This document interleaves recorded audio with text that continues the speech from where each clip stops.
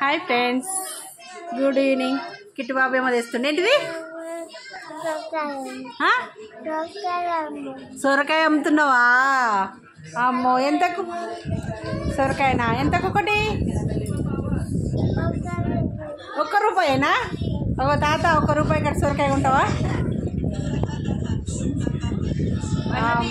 ₹1 ఇవ్వమని క్యాష్ ఇవ్వమని తాతను.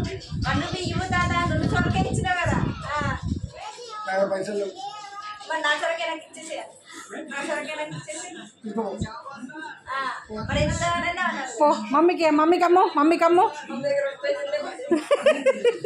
అక్కకి అమ్ముతుండు. ₹1 అంట. ₹1.